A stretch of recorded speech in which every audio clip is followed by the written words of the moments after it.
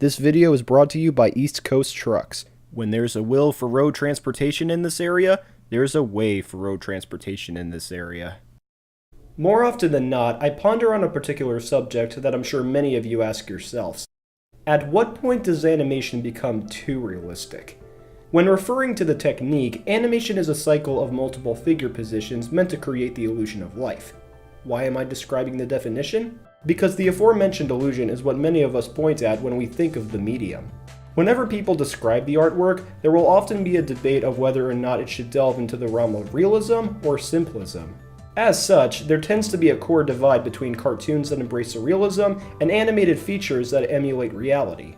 Now, as an aspiring artist myself, I believe this medium is versatile enough to pull off both realms. That being said, when it comes to accomplishing realism, there tends to be a certain line artists shouldn't cross, which is to not resemble reality too much. The most notable technique that people gravitate towards when thinking of lifelike animation is rotoscoping. The basic technique is done by tracing over live-action footage on paper to create realistic movements. At its best, this method can capture even the most subtle details and movements in character acting.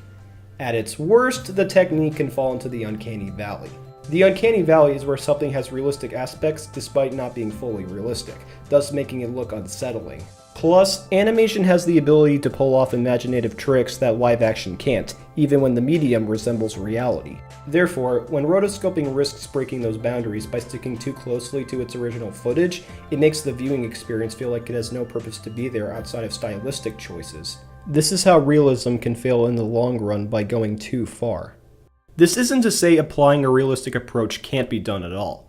Walt Disney preferred realism out of fear that cartoony designs could not carry as much emotional range through his features, and he was right to an extent. With films like Snow White, Bambi, and Cinderella, having practical designs fit the semi-realistic tones Disney had already set in stone. Had they gone in a different direction, the result would have failed. Although, there were also some setbacks in the process that made the visuals suffer. By sticking too much to a live-action template, the early princesses and even princes don't really hold up in terms of their personalities and even acting. In contrast to the classic Disney films, the later ones stuck less to rotoscoping than reference modeling, which helped make the characters blended well enough with their own worlds whilst looking more visually pleasing. This way, they made sure that the characters resembled reality, yet still looked surreal enough to not cross the line. If there are any former examples of crossing the line when it came to this process, look no further than legends Ralph Bakshi and Don Bluth. Bakshi is often known for his grotesque and highly exaggerated characters due to his passion for dynamic cartooning and the gritty nature some of his films display.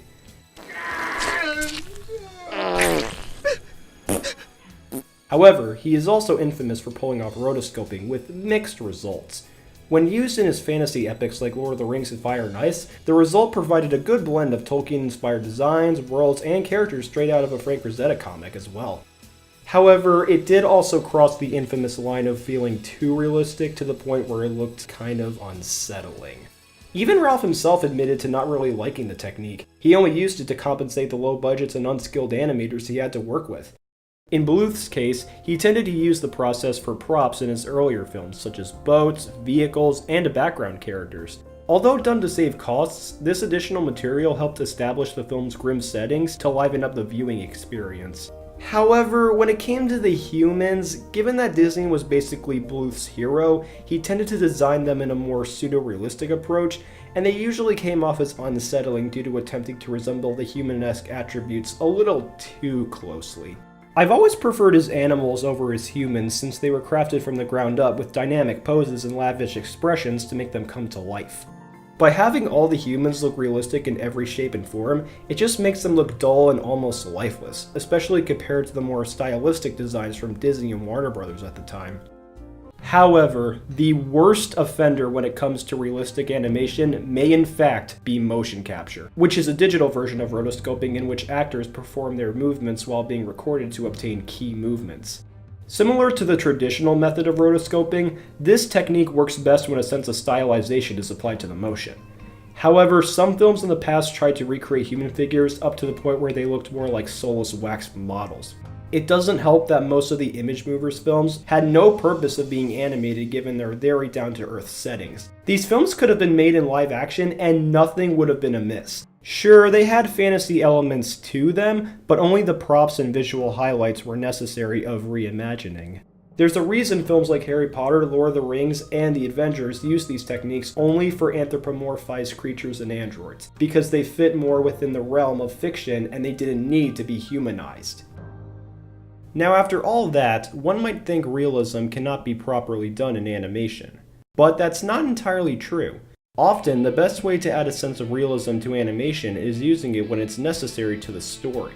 Along with the aforementioned Disney, realism has been displayed in animation through dramatic storytelling that tackles themes of violence, rebellious attitudes, psychological boundaries, isolation, and even war.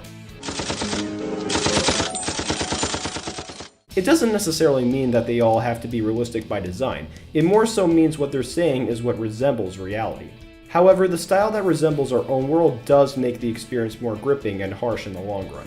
Part of animation's general appeal is how it recreates a sense of closure to audiences, and it was Uncle Walt himself who said, "Animation can explain whatever the mind of man can conceive."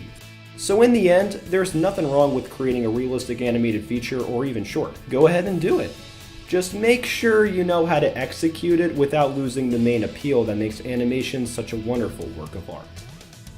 I will find it, with or without your help.